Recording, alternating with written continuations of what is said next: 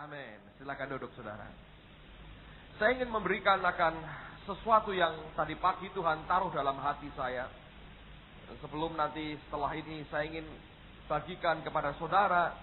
Menurut saya Anda semua berhak untuk mengerti akan apa yang terjadi di India minggu yang lalu. Karena sebagian dan bahkan jemaat ini sebetulnya semuanya ambil bagian dalam persembahan yang digunakan untuk pelayanan di India. Tetapi sebelum itu saya ingin mendasari dengan satu hal yang tadi pagi Tuhan ajarkan begitu indah. Dan saya ingin bagikan, saya percaya bahwa saya menyampaikan firman-Nya, saya berhak mendapatkan hasilnya. Dan hasilnya adalah bukan uang saudara, bukan penghormatan saudara, tapi hasil yang saya minta dari Allah adalah perubahan hidup semua kita, termasuk hidup saya. Amen, saudaraku. Nah, saya ingin mengajak kita belajar tentang seorang tokoh dalam firman Tuhan. Namanya adalah Isakar. Mari kita buka kitab Kejadian pasal yang ke-30. Perhatikan pada ayat yang ke-14 sampai dengan ayat yang ke-18. Ini merupakan kisah bagaimana orang yang bernama Isakar ini dilahirkan. Dia termasuk salah seorang anak daripada Yakub. Nah, nanti kita lihat apa yang sesungguhnya kita bisa belajar dari orang yang bernama Isakar ini. Kejadian pasal 30, perhatikan mulai ayat yang ke-14. Ketika Ruben pada musim menuai gandum pergi berjalan-jalan, didapatinya di padang buah Dudaim. Lalu dibawanya kepada Lea ibunya. Kata Rahel kepada Lea, "Berilah aku beberapa buah Dudaim yang didapat oleh anakmu itu." Jawab Lea kepadanya, "Apakah belum cukup bagimu mengambil suamiku? Sekarang pula mau mengambil lagi buah Dudaim anakku?" Kata Rahel, "Kalau begitu biarlah ia tidur dengan engkau pada malam ini sebagai ganti buah Dudaim anakmu itu." Ketika Yakub pada waktu petang datang dari padang, pergilah Lea mendapatkannya sambil berkata, "Engkau harus singgah kepadaku malam ini, sebab memang engkau telah kusewa dengan buah Dudaim anakku." Sebab itu tidurlah Yakub dengan Lea pada malam itu. Lalu Allah mendengarkan permohonan Lea. Lea mengandung dan melahirkan anak laki-laki yang kelima bagi Yakub. Lalu kata Lea, "Allah telah memberi upahku, karena aku telah memberi budakku perempuan kepada suamiku." Maka ia menamai anak itu Isakar. Nah, nama Isakar artinya adalah upah. Karena Lea berkata, "Allah memberikan upah kepadaku." Sehingga kemudian nama anaknya diberi nama Isakar. Dan nama Isakar artinya upah. Nah, saya mau mengajak kita belajar, lihat akan beberapa poin penting yang kita bisa pelajari dari lahirnya akan orang yang bernama Isakar ini. Ini bukan poin yang utama yang saya mau ajak kita melihat pada malam hari ini. Tetapi lihat bahwa ada beberapa poin penting dan nilai penting yang sudah kita bisa pelajari. Yang pertama, Allah menciptakan sebetulnya satu suami untuk satu istri. Sejak pertama sebetulnya Allah itu mau satu suami untuk satu istri. Kalau suaminya itu serakah, dia ingin lebih dari satu, selalu akan timbul persoalan. Istri daripada Yakub pada waktu itu dua yang resmi, yaitu Lea dan Rahel. Nah, dua-duanya anak daripada Laban dan dua-duanya saling berantem, saudara, ribut. Nanti kalau Anda lihat Abraham, dia punya istri Sarah. Waktu dia ambil Hagar, Sarah dan Hagar juga ribut. Hal yang sama terjadi pada Musa. Dia punya seorang istri. Dia ambil perempuan Kusi, ribut dengan kakaknya yaitu Miriam dan juga dengan Harun. Lihat orang yang bernama Elkana. Dia punya dua istri, Penina dan Hana. Dua-duanya juga ribut. Jadi kalau kita belajar, ini ada hal yang menarik sekali. Sesungguhnya kalau Allah itu mendesain sesuatu, desain Allah itu sempurna. Manusia yang tidak puas dengan desain Allah, mencoba berimprovisasi dengan desain Tuhan, saudara satu kali akan kecewa. Sekalipun pada mulanya kita mungkin belum bisa melihat keindahannya seperti apa. Tapi saya mengajak kita belajar mempercayai Tuhan. Percayalah bahwa pilihan Allah lebih baik dari pilihan kita. Percayalah bahwa maksud Tuhan lebih mulia dari maksud kita. Percayalah bahwa tujuan Allah jauh lebih luar biasa dibanding tujuan kita. Yakinlah bahwa cara Allah paling sempurna dibandingkan cara kita. Semua yang didesain oleh Allah itu sempurna adanya. Dan jangan pernah diimprovisasi, ditambahi, dikurangi sesuai dengan selera kita. Begitu selera manusia masuk, Anda membuka peluang buat keributan dan persoalan akan timbul. Itu yang pertama. Tapi yang kedua, kalau kita belajar dari orang yang bernama Lea ini pribadi yang sebetulnya luar biasa. Anda tahu matanya agak cacat sebetulnya. Jadi ketika Yakub lihat itu matanya agak, Alkitab berkata agak sayu, agak mata ngantuk gitu. Ya, Anda pernah ketemu orang yang mata ngantuk. Jadi bawaannya ngantuk terus gitu. Pestanya rame ngantuk, bawaannya ngantuk. Jadi Yakub lihat, aduh yang ini no way katanya. Waktu lihat adiknya, Alkitab berkata adiknya lebih cantik. Jadi dia jatuh hati kepada Rahel. Lalu dia minta pada Laban bilang, kamu boleh asal kamu kerja dengan aku 7 tahun. Dia kerja 7 tahun dan kemudian pada hari perkawinan, rupanya adat mereka begitu ya saudara. Itu pakaian zaman itu ditutup semua. Sampai hanya kelihatan mungkin matanya atau apa nggak jelas juga. Nah waktu paginya bangun ternyata Yakobnya kaget. Yang diberi bukan Rahel tapi istri ngantukan itu saudara. Sudah siang masih ngantuk, tengah hari bolong ngantuk. Dia baru sadar ini Lea. Dia bilang, gua ditipu ini. Nah, dia berkata kepada Laban, aku mau Rahel. Laban bilang, boleh besok kawin tapi kerja 7 tahun lagi. Dan akhirnya dia dapatkan Rahel. Dan memang dari semula dia cinta kepada Rahel dan tidak kepada Lea. Dia merasa terjebak saudara. Tetapi lihat Allah itu selalu ajaib sekali. Tidak ada orang yang selalu diparuh di bawah, diinjak orang lain. Tidak dibela oleh Tuhan. Selama orang itu benar di depan Tuhan, pembelaan Allah luar biasa. Lea bisa melahirkan anak, kandungan Rahel tertutup sampai cukup lama. Dan kalau akhirnya dia melahirkan juga Benyamin dan akhirnya dia harus mati oleh karena dia melahirkan Benyamin. Nah, tapi lihat, satu kali anaknya Ruben mendapatkan buah namanya buah Dudaim. Saya tidak tahu ini buah apa, tapi jelas ini buah biasa, bukan dari perkebunan buah, sama sekali tidak. Karena Alkitab berkata dia sedang jalan-jalan, didapati di padang buah Dudaim. Itu buah yang didapat dengan gampang di padang. Dia bawa pulang, Rahelnya ingin akan buah itu. Lalu ngomong sama Lea, berikan buah itu kepadaku. Dan di sini Leanya mulai meledak. Suami gua udah lu ambil katanya. Sekarang ini buah Dudaim anakku mau ambil juga. Dan di sini kita belajar sesuatu. Rahel ini berkata, baik kalau gitu, Yakub boleh tidur dengan kamu malam ini, asal buah itu jadi milikku.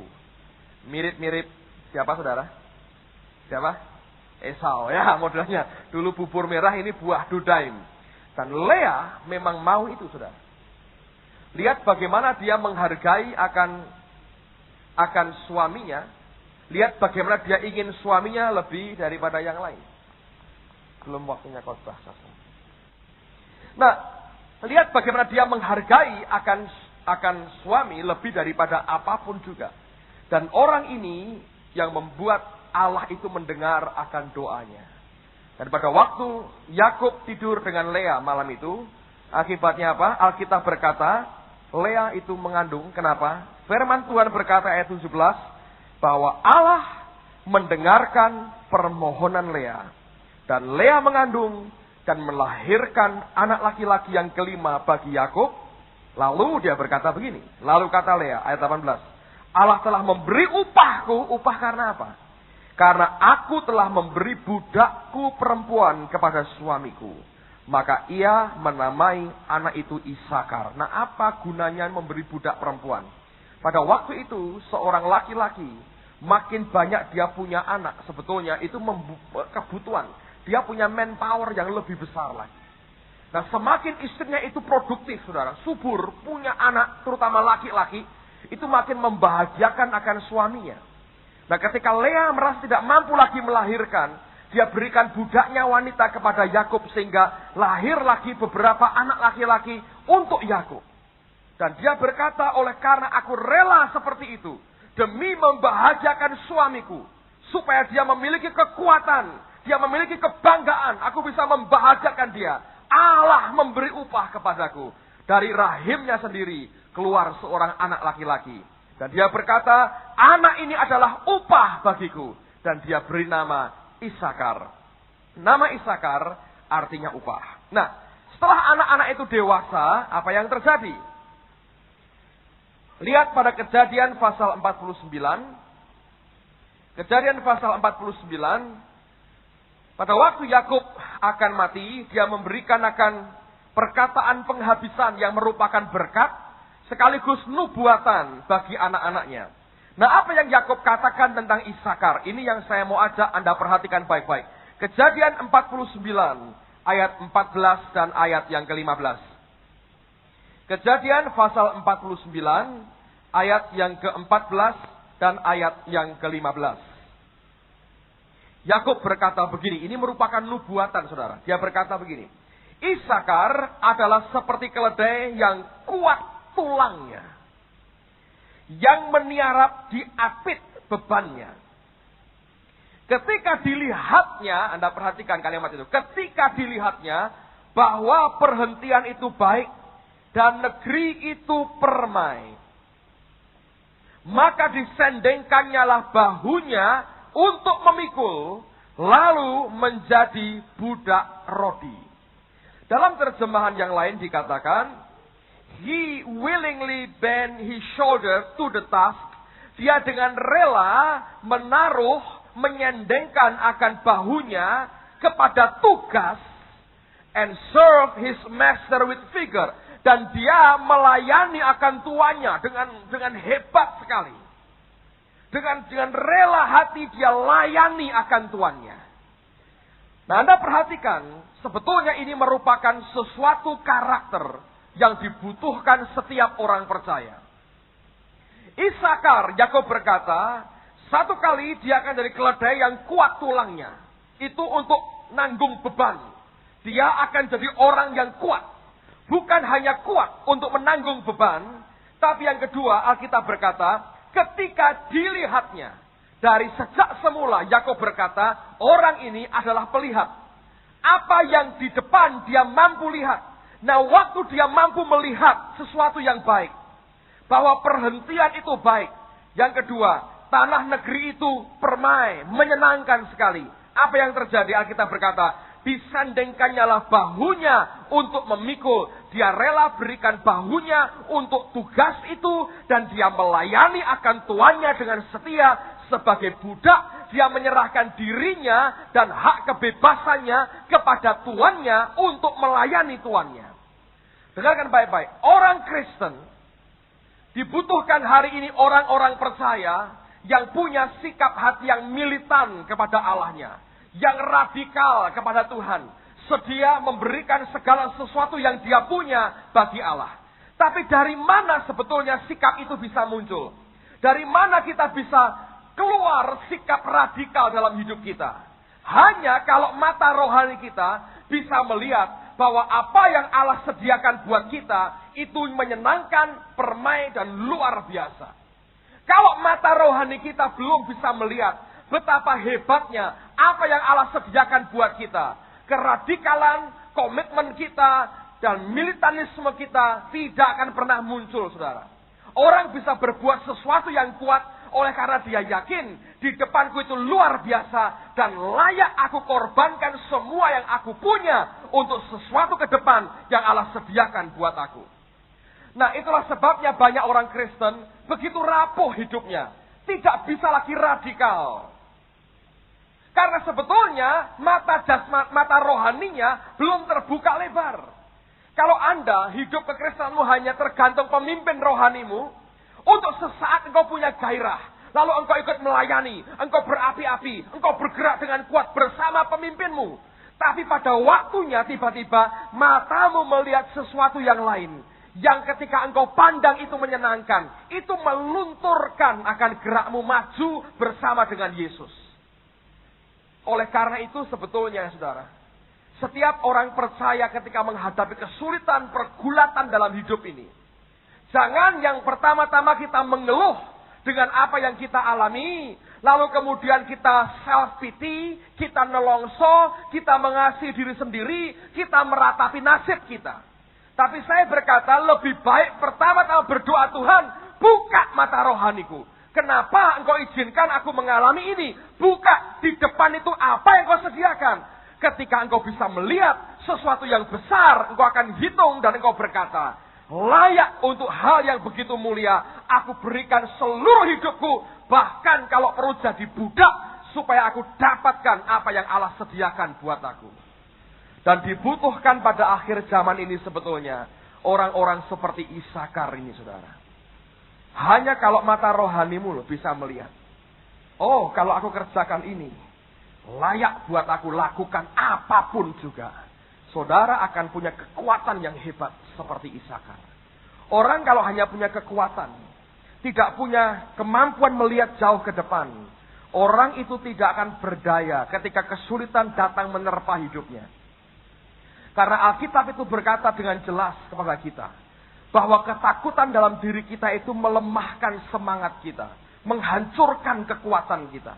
Kalau kita dikuasai ketakutan saja, sudah menghancurkan kekuatan. Engkau boleh kuat seperti apa, kalau engkau tidak bisa melihat betapa berharganya apa yang di depan itu, maka engkau tidak bisa militan dengan Tuhan. Lihat seperti perumpamaan Yesus tentang saudagar yang kaya, tentang hal kerajaan surga. Ada pedagang yang punya begitu banyak kekayaan, dia dapat mutiara yang langka yang dia inginkan. Alkitab berkata, dia jual seluruh miliknya hanya untuk mendapatkan akan mutiara yang berharga itu. Nah, orang Kristen hanya bisa seperti itu. Kalau engkau bisa melihat dengan matamu bahwa apa yang aku kerjakan ini seperti yang Tuhan inginkan, ke depan ini aku bisa lihat dengan mata rohaniku, sesuatu yang ajaib di depanku menanti aku. Aku akan bayar berapapun harganya. Apapun yang diminta, aku berikan ini loh, pundakku dan bahuku. Aku pikul tugas ini, apapun resikonya. Dan aku akan kerjakan, aku akan taati Tuanku, Tuhan yang baik itu, dengan apapun juga dalam hidupku. Dan disitulah akan muncul orang-orang yang bisa mencintai Allah dengan segenap hatinya. Dan dia akan berani bayar apapun juga. Saudara sekalian, dibutuhkan sebetulnya setiap hari anak-anak Tuhan itu berdoa, Tuhan buka mataku, untuk aku bisa melihat sesuatu. Kalau tidak, engkau akan luntur kok saudara.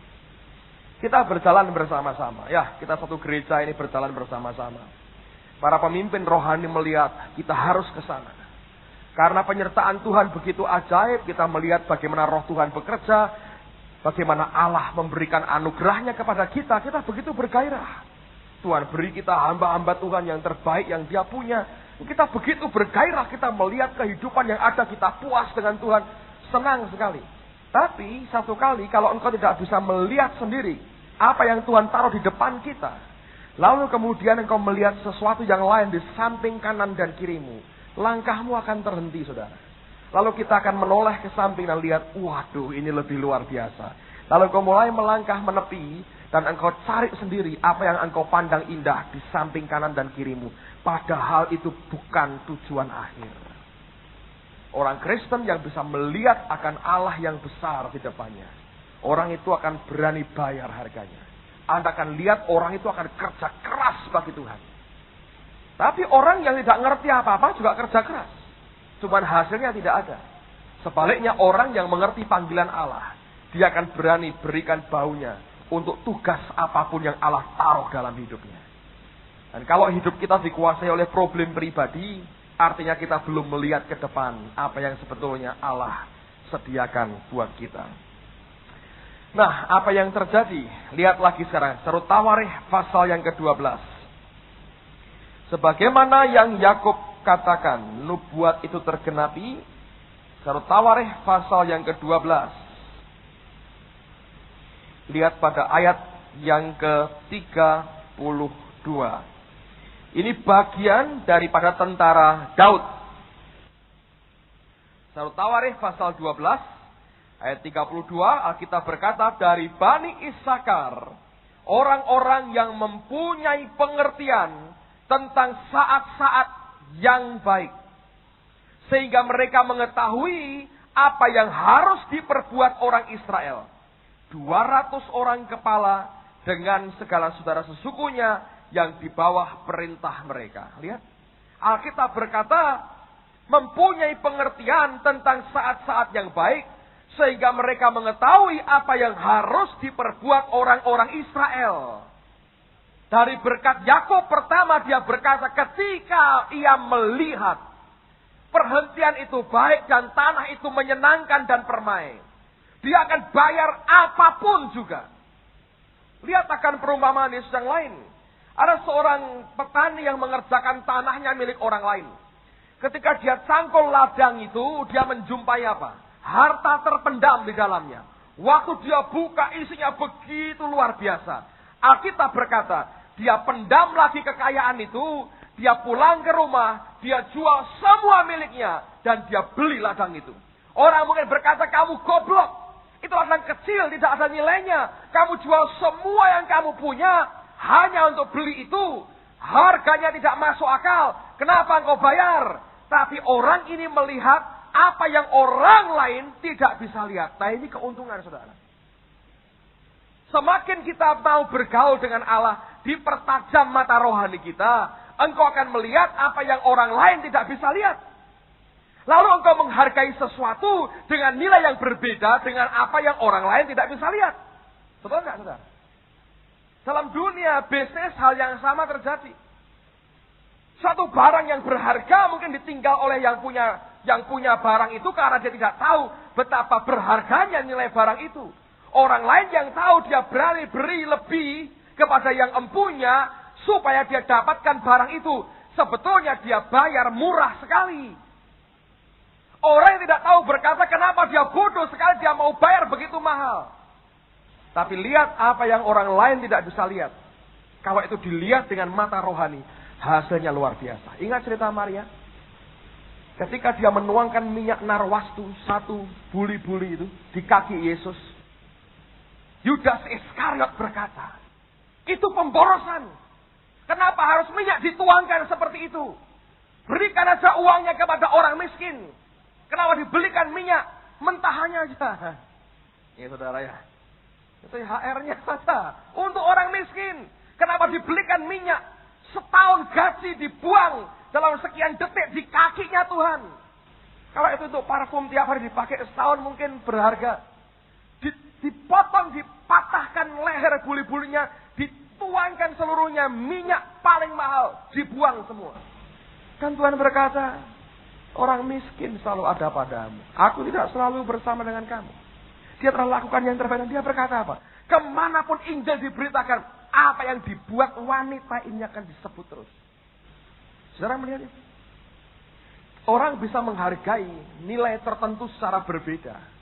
Tergantung apakah mata rohani kita terbuka cukup jelas dan lebar atau tidak. Orang percaya yang berdoa, Tuhan kau buka mata rohaniku. Untuk aku bisa melihat akan perkara-perkara surgawi. Orang itu akan mampu menghargai apa yang berasal dari Allah. Lebih daripada orang dunia. Paulus pernah berkata, manusia rohani menilai segala sesuatu secara rohani. Dan tidak bisa dinilai secara jasmani. Itu yang membuat berbeda sekali antara satu anak Tuhan dengan anak Tuhan yang lain. Mari belajar karena kalau kita seperti Bani Isakar, kita akan berani bayar berapapun harganya. Engkau tidak akan pernah tawar-tawar, engkau akan tutup matamu, engkau bayar semua. Karena engkau tahu nilainya begitu berharga dan begitu luar biasa. Lihat sekarang pada Ulangan pasal 33. Kepada orang-orang semacam ini, Musa berkata apa? Ulangan pasal 33. Kitab Ulangan pasal 33. Ayat 18 dan 19. Ini luar biasa. Ulangan 33. Tentang Sebulon, ia berkata, bersukacitalah hai Sebulon, atas perjalananmu. Dan engkau pun, hai Isakar, atas kemah-kemahmu. Bangsa-bangsa akan dipanggil mereka datang ke gunung. Di sanalah mereka akan mempersembahkan korban sembelian yang benar. Sebab mereka akan mengisap kelimpahan laut dan harta yang terpendam di dalam pasir. Hebat kan, saudara? Orang yang bisa lihat dengan jelas. Orang itu akan taruh, berikan punggungnya ini loh. Mikul akan tugasnya. Apa yang dia buat? Dia layani tuannya dengan segenap hati. Jadikan dirinya budak, dia pun rela. Lalu kemudian Musa menambahi berkat. Kepada Isakar dia berkata, diberkati kemah-kemahmu. Dan bukan hanya itu, bangsa-bangsa akan dipanggil mereka datang ke gunung. Dan di sanalah mereka akan mempersembahkan korban sembelian yang benar. Korban sembelian yang benar hanya satu hari ini. Yaitu di dalam Kristus Yesus. Dan tidak ada yang lain. Amen, saudaraku. Ini keselamatan dibawa kepada bangsa-bangsa. Dia tarik bangsa-bangsa nyembah kepada Allah. Dengan penyembahan persembahan yang benar. Dan dikatakan sebab mereka akan mengisap kelimpahan laut. Bayangin, kekayaan yang luar biasa dihisap oleh mereka. Dan harta yang terpendam di dalam pasir jadi bagian mereka. Saudara ingin jadi orang yang berbeda? Ada hamba Allah yang berkata, kita ini born to be different. Dilahirkan untuk jadi berbeda. Bagaimana kita bisa berbeda? Kalau mata rohani kita melihat dengan jelas.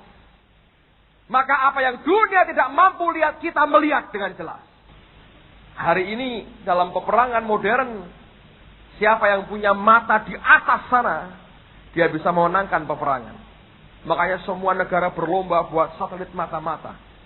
Sekarang ini katanya pensil 20 cm aja. Kelihatan dengan jelas mereknya apa. Dari atas sana.